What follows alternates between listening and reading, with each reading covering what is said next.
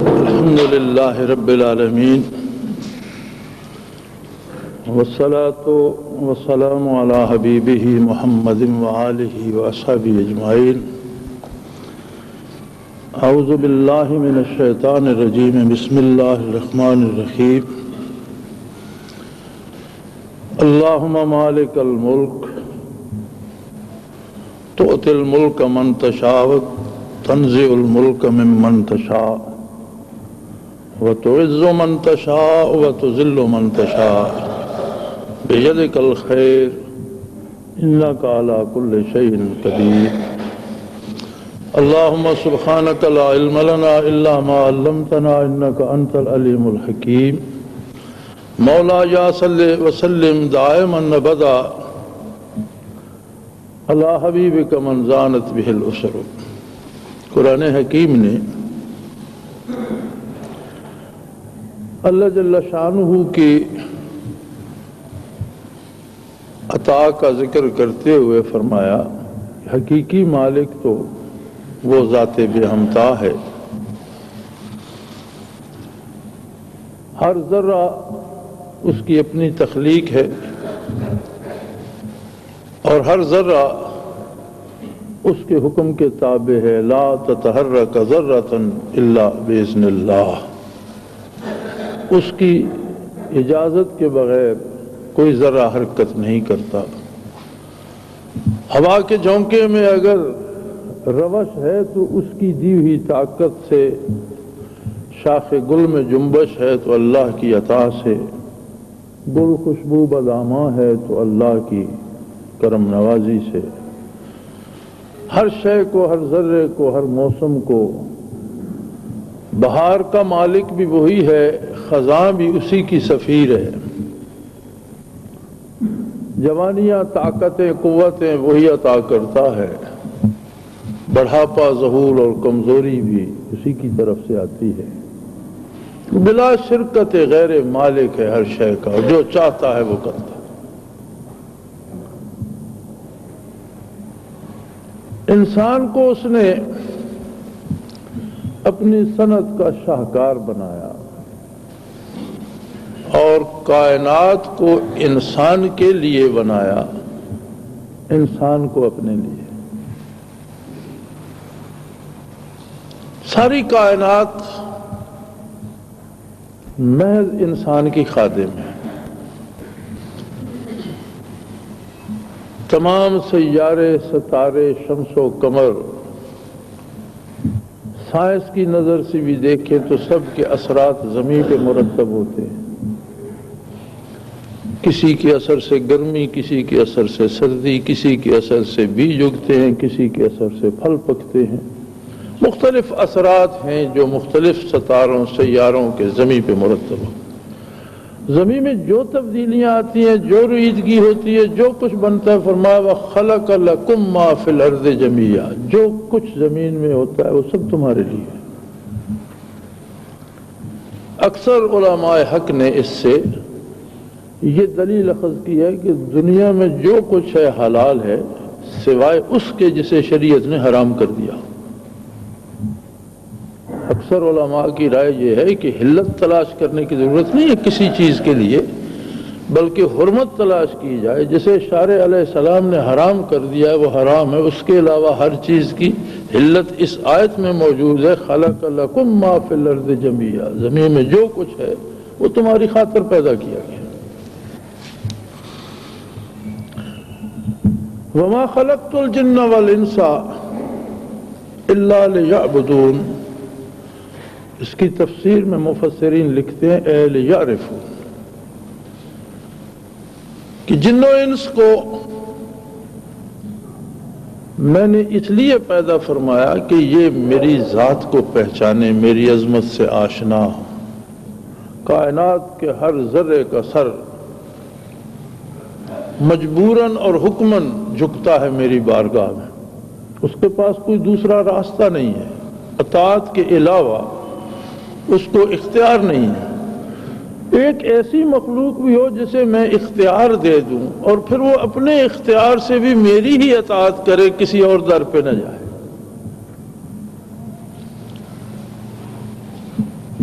اب اس نے بڑی خوبصورت ایک شاعر نے بات کی تھی،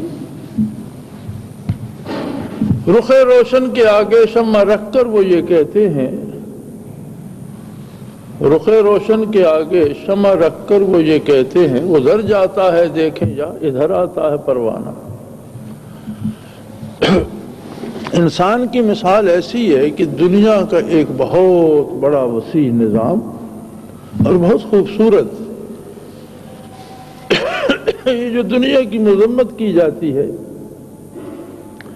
اس کا یہ مطلب نہیں ہے کہ دنیا فی نفس ہی بدصورت یا بری چیز ہے۔ جو مذمت شارع علیہ السلام نے فرمائی اس کا حاصل یہ ہے کہ اگر بندہ اللہ کو چھوڑ کر دنیا پہ فدا ہو جائے تو اس مقابلے کے لیے دنیا کوئی حیثیت نہیں رکھتی، لیکن اگر اسی دنیا کو وصال الہی کا ذریعہ بنائے تو اس کے پاس صرف دنیا ہے جس میں وہ اللہ کا قرب حاصل کر سکتا ہے۔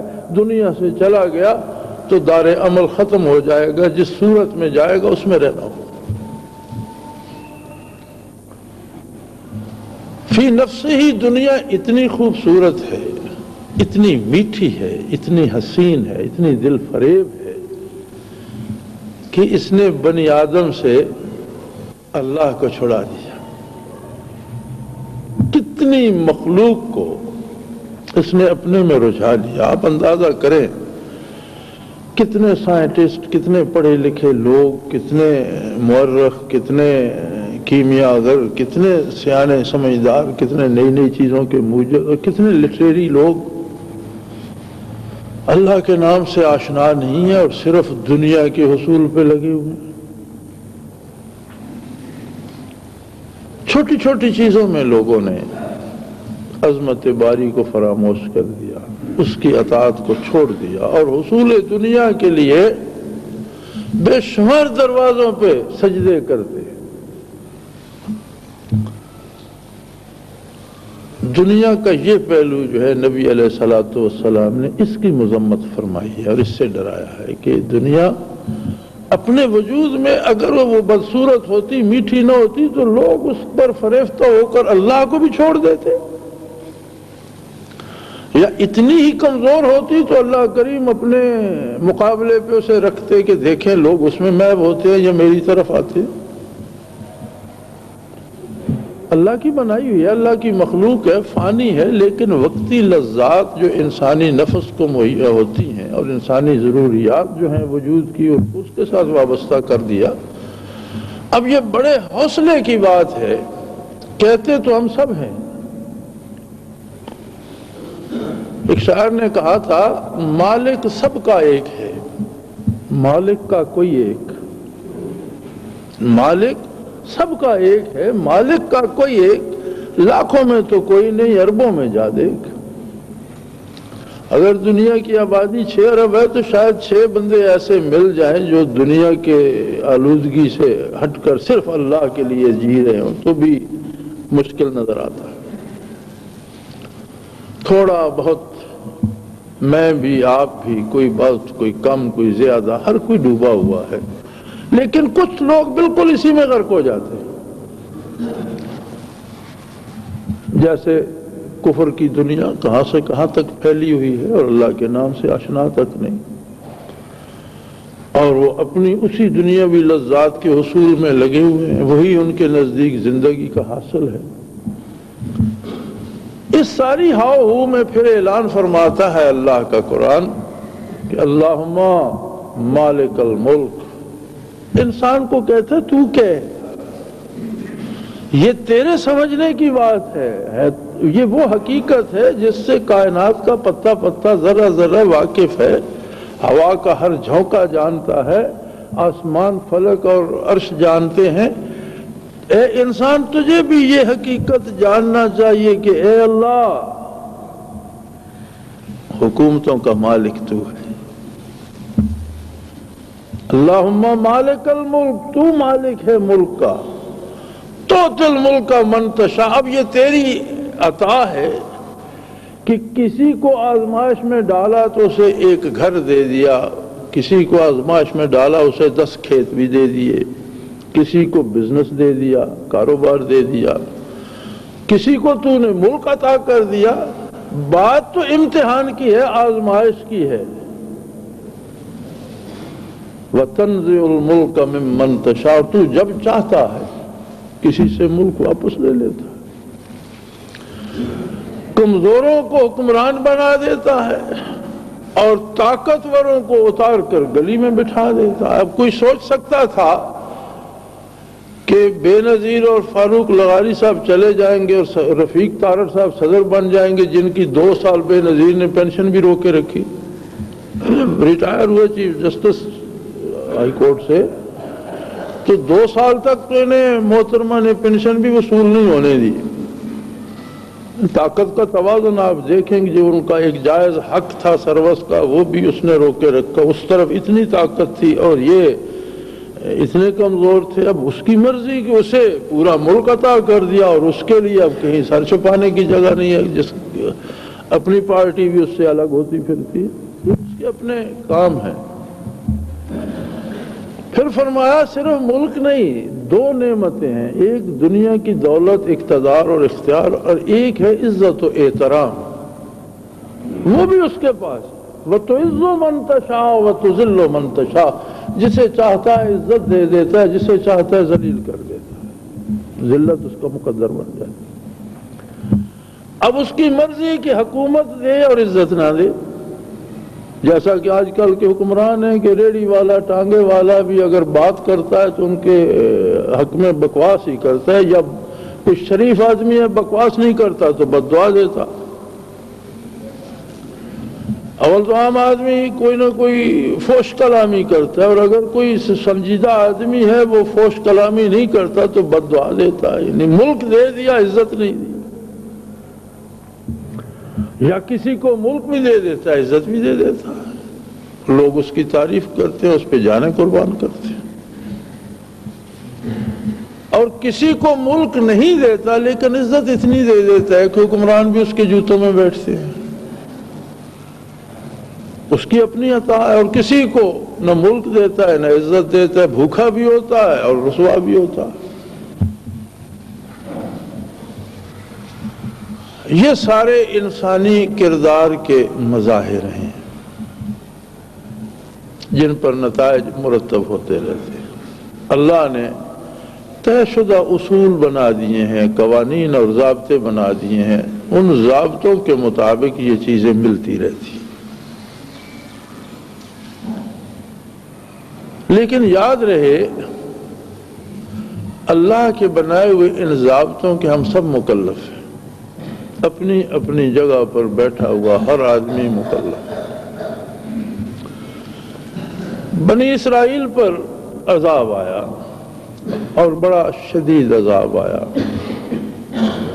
قرآن حکیم اس کا ذکر کرتے ہوئے فرماتا ہے وَجَعَلْنَاهُمْ قِرَدَةً وَالْخَنَازِيرَ، ہم نے انہیں مسخ کر کے بندروں اور خنزیروں کی شکل میں بنا دیا۔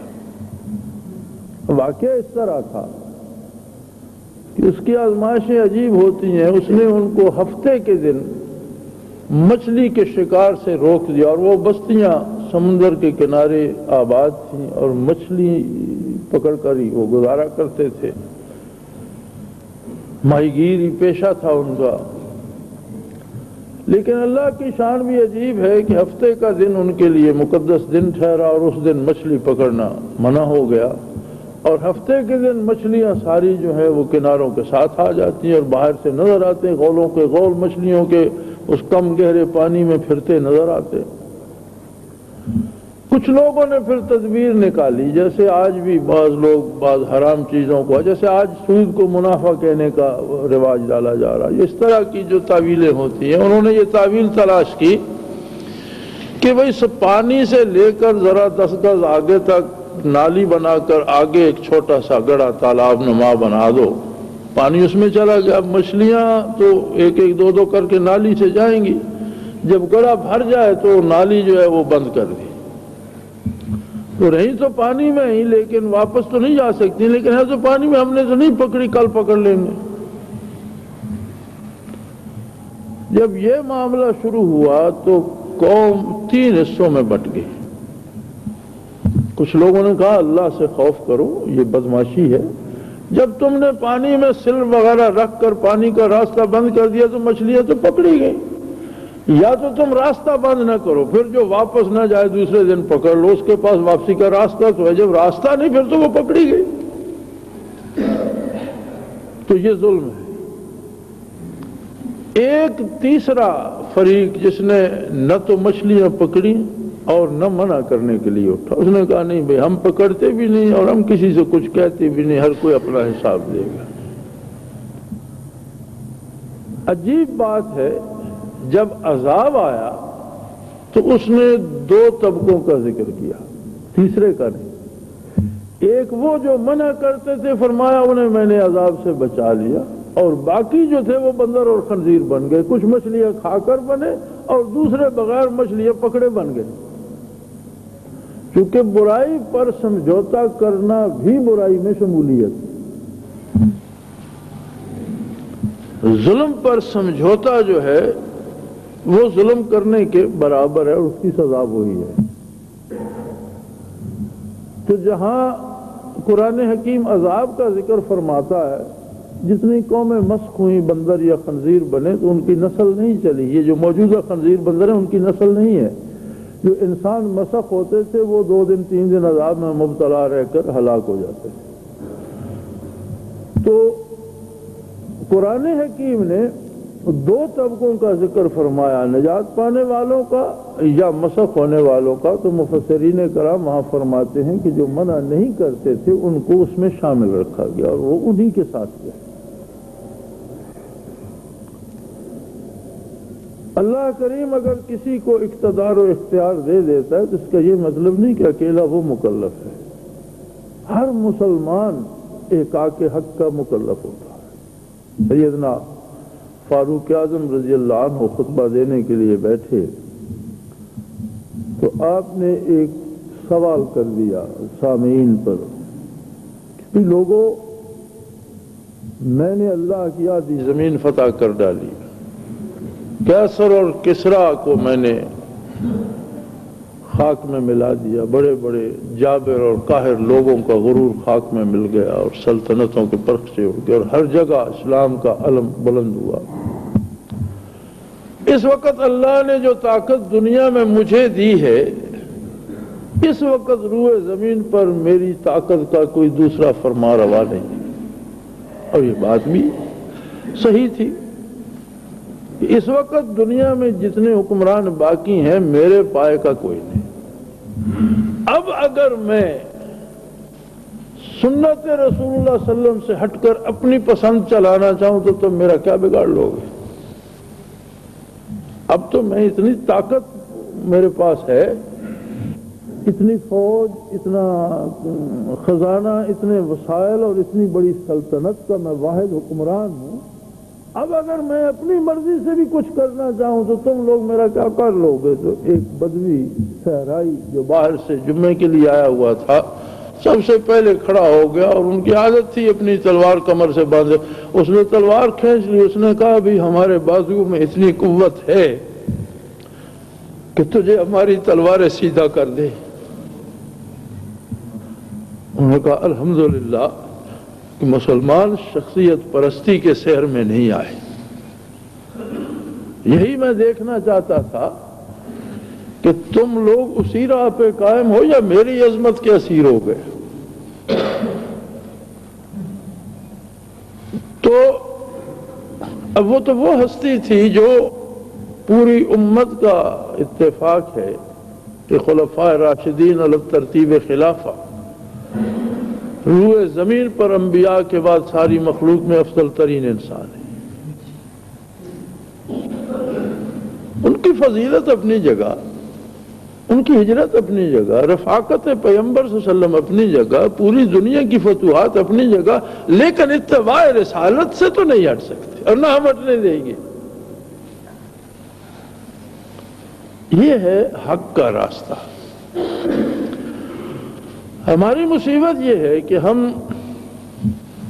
اکثریت ہم میں سے اپنی ذمہ داری کو ہم محسوس نہیں کرتے. ہم کہتے ہیں ہماری ذمہ داری بچے پالنا ہے اور بات ختم، ہمارا گزارا ہو رہا ہے. اب بھی جو ہم شور کرتے ہیں تو اس کی وجہ یہ ہے کہ حالات ملک کے اتنے تنگ ہو گئے ہیں کہ ہمارا گزارا نہیں ہو رہا. یہ تو حکمرانوں میں اتنی اہلیت نہیں ہے اور ان کو خدا نے اتنا شعور نہیں دیا، وگرنہ وہ لوگوں کو زندہ رہنے کے لیے کچھ دیتے رہے، اتنی رعایت رکھیں کہ لوگ صبح و شام دال روٹی کھا لے تو کوئی انہیں تکلیف نہ دے، کوئی ان کی طرف نہیں دیکھتا. لوگ سمجھوتے کی زندگی کے عادی ہو گئے. لیکن جب کسی کے برے دن آتے ہیں تو اسے بھلے برے میں تمیز نہیں رہتی، تو وہ تو اپنی قبر خود کھود رہے ہیں.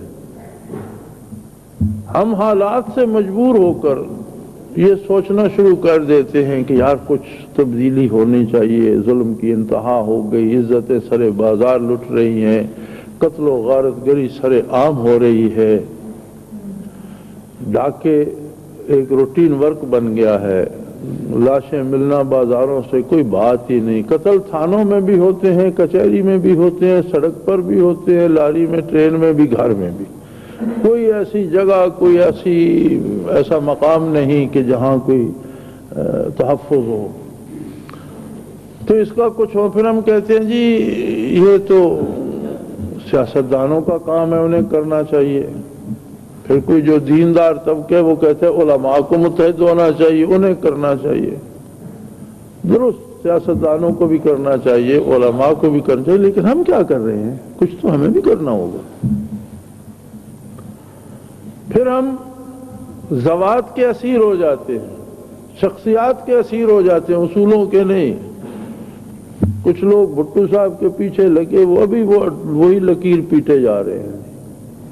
چور آئے، ڈاکو آئے، بے دین آئے، بدکار آئے، ملک تباہ کر دیا، لیکن ہم تو جی بھٹو کے ساتھ ہیں. شاباش ہے. کسی نے دوسری سیاسی جماعتوں کا دامن تھاما، اب وہ سمجھتا ہے اس سے تو میں نہیں جا سکتا. کوئی دینی سیاسی جماعتوں میں، جماعت اسلامی میں آ گیا، دوسری جماعت میں. اب وہ جماعت اسلامی صحیح کرے یا غلط کرے، وہ تو ہماری تو جماعت ہے نا جی. وہ کمال ہے. تم اللہ کے بندے ہو، نبی کی امت ہو، یا ان سیاستدانوں کے، جماعتوں کے، میرے دوسرے کے اسیر ہو. اصل نقص یہاں ہے. اب اگر تنظیم الاخوان میں نے بنا لیا، اب اس میں جو ہے میں جو چاہیے کرتا رہوں، اور وہ کہے نہیں جی ہم تو بالکل ہماری جماعت ہے. یہ تو اسلام نہیں. جماعت ہے تو جماعت کے ہر فرد کو ذمہ دار ہونا چاہیے، اور جو اس کا امیر بنتا ہے یا صدر ہے یا ذمہ دار، اس سے زیادہ ذمہ دار ہونا چاہیے. اتباع محمد الرسول اللہ کا ہوگا، امیروں کا نہیں. اگر حضور کا اتباع چھوڑ کر فاروق اعظم کا نہیں ہو سکتا، اگر فاروق اعظم اتباع رسالت سے ہٹے تو تلواروں سے سیدھا کیا جائے گا، تو میں اور دوسرے مولوی کس شمار قطار میں ہیں؟ ہماری کیا حیثیت ہے؟ لیکن ہماری بد نصیبی یہ ہے کہ ہمارا عام آدمی جو ہے وہ اس انداز سے نہیں سوچتا جس سے میں عرض کر رہا. ہماری وفائیں بارگاہ رسالت مآب صلی اللہ علیہ وسلم تک نہیں پہنچتی، ہماری وفائیں بارگاہ الوہیت تک نہیں پہنچتی. ہم افراد کے اسیر ہو جاتے. کوئی بھٹو کے دامن سے وابستہ ہے، کوئی میاں نواز شریف کے دامن سے وابستہ ہے، کوئی نیازی صاحب کا اسیر ہے، کوئی نورانی صاحب کا مرید ہے، کوئی جماعت اسلامی میں پھنسا ہوا ہے، کوئی ہمارے ساتھ جگاڑ میں آ گیا اور وہ وہی پنجالی کھینچ رہا ہے. تو یہ تو دینداری نہیں ہے، نہ یہ اسلام ہے، اور نہ یہ کوئی انسانی خدمت ہے، نہ انسانیت کی خدمت ہے. بلکہ حق یہ ہے کہ ہمیں یہ سمجھنا ہوگا کہ ہم اللہ کے بندے اور نبی کریم کی امت ہیں، اور جس فرض کے ساتھ ہیں اس لیے ہیں کہ وہ ہمیں سنت نبوی کی راہ پر چلائے، اور اگر اس سے وہ ڈگمگائے تو ہم اسے بھی سیدھا کریں گے. ایسی جو قوت وجود میں آئے گی اس کے ساتھ تائید باری ہوگی، اور اسے ملک بھی مل سکتا ہے اور اسے عزت بھی مل سکتی ہے. ان لوگوں کو جن کی وفائیں اللہ کی عظمت کے ساتھ ہوں گی، ان لوگوں کو جن کی وفائیں محمد الرسول اللہ صلی اللہ علیہ وسلم کے ساتھ ہوں گی، وہ لوگ جو ہیں انہیں اللہ عزت بھی دے گا، انہیں اللہ ملک بھی دے گا، اور تب جا کر انصاف ہوگا. ورنہ آج کے حکمران انسان بھی بڑی عجیب شے ہے. ایک واقعہ مفسرین پرانی تفسیروں میں نقل کرتے ہیں. بعض علماء کہتے ہیں اسرائیلیات میں سے ہے، ہوگا اسرائیلیات میں سے، لیکن بات مزے کی ہے. وہ ایک قوم کا کوئی بندہ تھا، کہتے ہیں بہت خدا رسیدہ تھا، اللہ اللہ کرتا تھا. اسے شیطان نے ورغلایا، اس سے کوئی گناہ ہو گیا، غلطی ہو گئی، اس پہ گرفتار ہوا. پھر شیطان اس کے پاس آیا، اس نے کہا تو نے تو مجھے تباہ کر دیا، اب پھر میرے پاس کس لیے؟ اس نے کہا فکر نہ کر، کوئی بات نہیں، تو اگر میرے نام پہ سجدہ کر دے تو میں تجھے اس ساری ذلت سے چھڑوا لوں گا. اس نے کہا نہیں بھائی، بہت گناہ کیے، بہت برائی کی، لیکن تیرے نام پہ سجدہ تو نہیں کروں گا. اس نے کہا نہ کر. اسے سزا موت ہو گئی. انہوں نے کہا جی کل تجھے پھانسی دیں گے. وہ سیری کے وقت پھر آ گیا ابلیس. اس نے کہا اب بتا. اس نے کہا بھائی سجدہ نہیں کروں گا. اس نے کہا نہ کر بھائی. جب وہ تختے پہ انہوں نے گلے میں رسا ڈال دیا، اس نے کہا اگر اب بھی کر لے تو میں تجھے یہاں سے اچک لوں گا. اس نے کہا اچھا لکھ میں نام سجدہ کرتا. ادھر سجدہ کیا، ادھر جلاد نے پھٹا کھینچ لیا. تو ابلیس نے کھڑے ہو کر کہا کہ اب ہمیشہ اکٹھے رہیں گے. پہلے تیرے بچ جانے کی امید تھی، پہلے صرف گناہ گار تھا، اب کافر ہوا، اب اکٹھے رہیں گے. یہی کردار ہے غیر مسلم حکومتوں کا، جسے ہمارے حکمران سمجھتے نہیں ہیں. وہ ان سے اپنے نام کے سجدے کرواتے رہتے ہیں اور ان کی دنیا بھی اور عاقبت بھی تباہ ہوتی رہتی ہے. اب اندازہ کریں، بل کلنٹن نے دعوت دی میاں صاحب کو، کتنی بڑی بات ہے. کس لیے؟ بل کلنٹن کے لیے پریشانی بن گئی ہے کہ عالم اسلام کے پاس ایٹمی طاقت آ گئی. اب وہ منمانی کر رہے ہیں، مشرق وسطیٰ میں بھی قتل عام کرا رہے ہیں، الجزائر میں بھی تباہ کرنا چاہتے ہیں، افغانستان کو بھی. جہاں کہیں کوئی اسلام کا نام لے وہاں وہ ان کا غضب جوش میں آ جاتا ہے. لیکن مصیبت بن گئی کہ عالم اسلام ایٹمی طاقت بن گیا، اور ایٹمی طاقت کو تو دبا کر رکھنا ممکن نہیں. اب اس کا کوئی حل نکالا جائے، وہ ایٹمی طاقت ان سے ختم کرائی جائے، ان سے چھینی جائے، ان سے واپس لی جائے. بڑکے شڑکے ماری، دباؤ ڈالا، یہاں کا بندہ کھڑا ہو گیا. اب 14 کروڑ آدمیوں کو امریکہ کھا جائے گا. کہ یہ کام بھائی بڑکوں سے ہونے والا نہیں ہے، چلو ان کا کھانا کرو، انہیں یہاں بلاؤ، انہیں گارڈ آف آنر دو، انہیں شاباں کر کے کرا. اور یہ بڑی عجیب بات ہے کہ میاں صاحب نے اس پہ دستخط کرنے کا صرف وعدہ نہیں کیا، حکومت پاکستان نے ایگریمنٹ سائن کر دیا کہ ہم سی ٹی وی ٹی پہ دستخط کریں گے.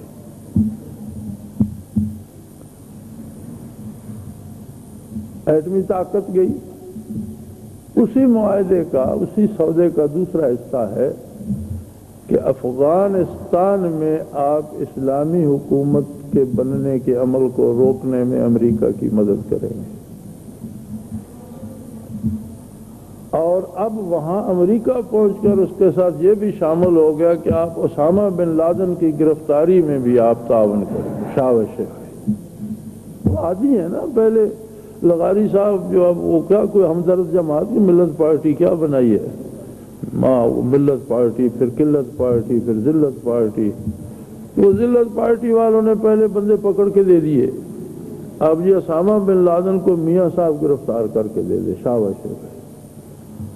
تیسری شک اس سے بھی مزیدار ہے، میں آپ لوگوں کی اطلاع کے لیے عرض کر رہا ہوں، اور وہ یہ ہے کہ یہ دینی مدارس فساد کی جڑ ہیں اور انہوں نے طالبان پیدا کیے ہیں. جتنے یہ طالبان افغانستان میں ہیں یہ پاکستان کے دینی مدارس کے طلباء ہیں. لہذا دینی مدارس پر حکومت کو نظر رکھنا ہوگی اور ان کا ایسا اہتمام کرنا ہوگا کہ ان میں مزید طالبان پیدا نہ ہوں. چوتھی شک اس کی یہ ہے کہ کشمیر میں جو امریکہ چاہتا ہے وہ فیصلہ منظور کرنا ہوگا. وہ بھی انہوں نے کر لیا، بلکہ یہاں اخباروں میں بھی آ گیا جی امریکہ ثالثی کرے، یعنی جو چاہتا ہے کرے، اسی کو ثالث بنا دو. اب اس کے ساتھ بڑی مزے کی بات یہ ہے، چونکہ وہ اللہ کرے میری بات ان تک بھی پہنچ جائے، یہ مانیں گے تو نہیں، لیکن حکومت امریکہ ان سے صرف دستخط کروانا چاہتی ہے۔ جس دن یہ سی ٹی بی ٹی پر دستخط کر چکیں گے، اس کے بعد چند دنوں میں ان کی حکومت ختم ہو جائے گی۔ اس کے بعد وہ انہیں باقی نہیں رکھنا چاہتا۔ ان شرائط پر باقاعدہ باضابطہ اگر دستخط ہو گئے تو اس کے بعد خود امریکہ ان کی حکومت ختم کر دینا چاہتا ہے، اور ان کے بعد جو حکومت لانا چاہتا ہے وہ بھی وجود میں آ چکی ہے اور وہ لوگ نامزد ہو چکے ہیں۔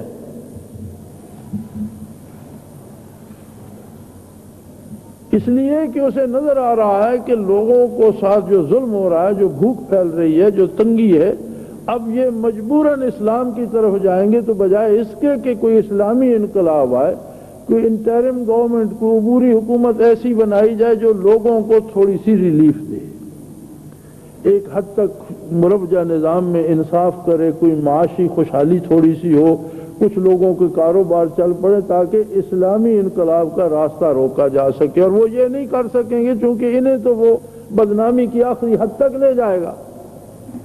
وہ شیطان کی طرح ان سے جب سجدہ کروا لے گا تو پھر ان سے تو وہ کام ہونے سے رہا، ان سے تو ابھی وہ لوگوں کا ناطقہ بند کروا رہا ہے۔ آپ تو تماشا دیکھیں بھی، ان معاہدوں کے بعد امریکہ قرضہ دے گا، یعنی آپ کی ساری غیرت، ایمان، قوت، اسلحے کی قوت، طاقت خرید کر قیمت نہیں دے گا، قرضہ دے گا۔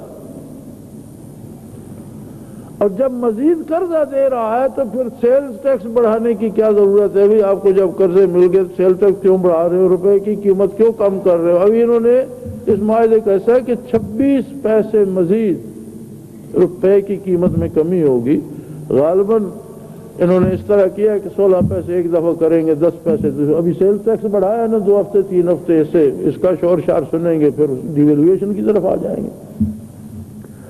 تو اسے پتا ہے کہ یہ تو نہیں چل سکیں گے دستخطوں کے بعد، اس لیے جو کچھ ظلم ہو سکتا ہے، جتنا کچھ خون نچوڑا جا سکتا ہے، جتنا کچھ سود کے نام پر وصول ہو سکتا ہے، وہ انہی سے کروا لو، تاکہ بعد میں آنے والوں کو بدنام نہ کرنا پڑے، بلکہ انہیں پارسا بنا کر پیش کرے، اور پھر یہی نظام جو ہے یہ چلتا رہے۔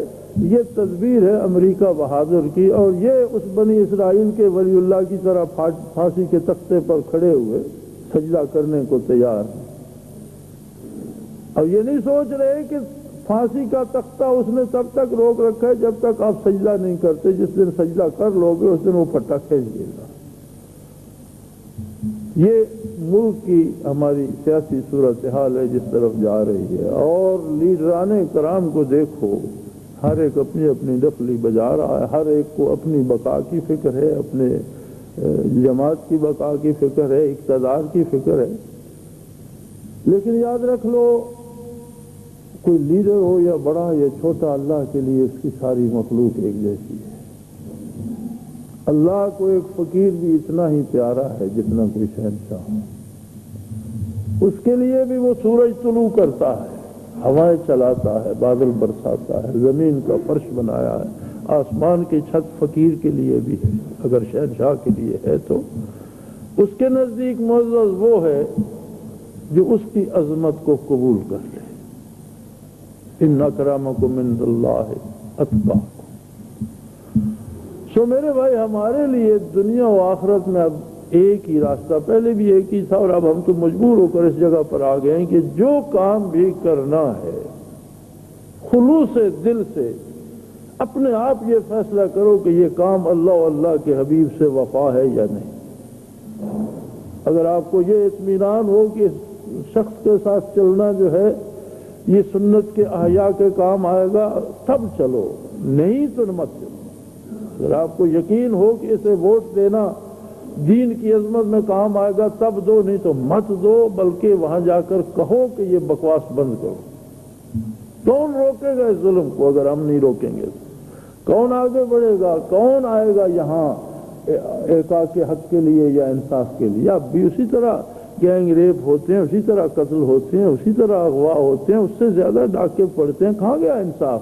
کہاں گئی کھلی کچہریاں؟ کچھ بھی نہیں ہو رہا۔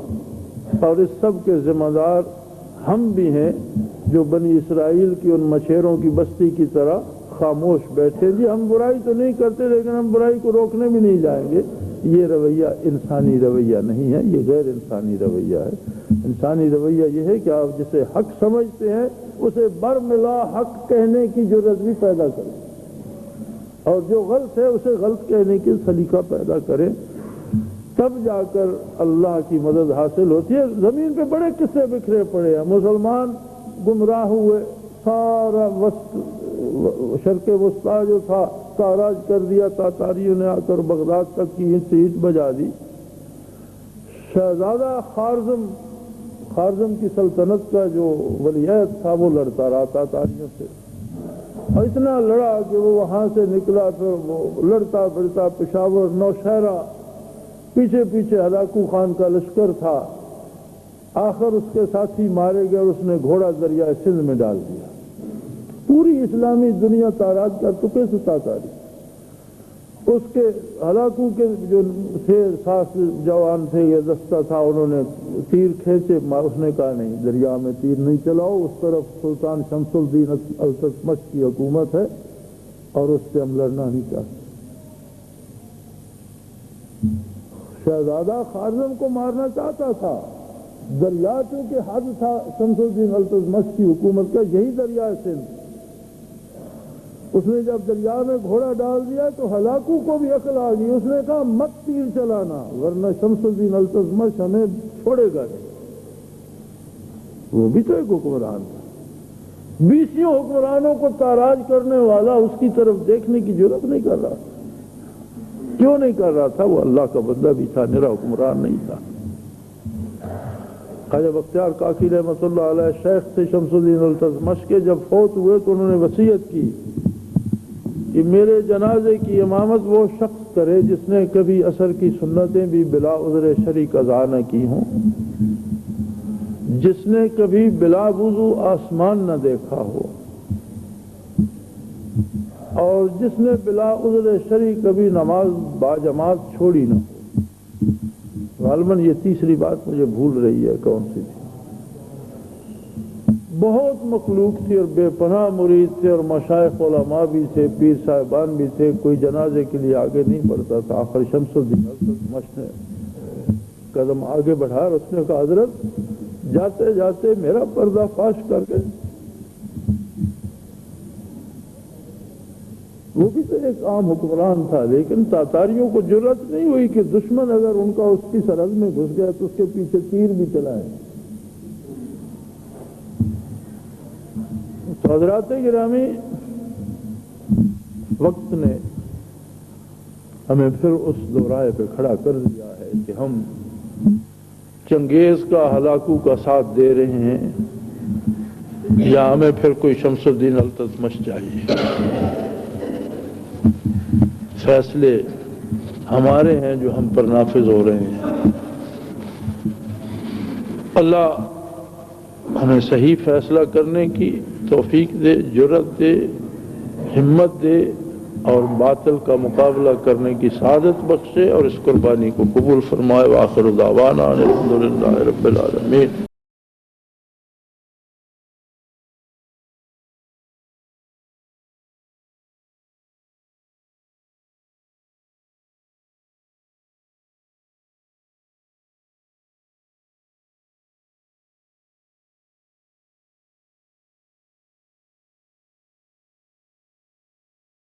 اثاثہ ہے مومن کا الفت نبی کی، اثاثہ ہے مومن کا الفت نبی کی۔ چلو نعت ایک آج لکھیں نئی سی، محمد کی عظمت کا جھنڈا اٹھاؤ۔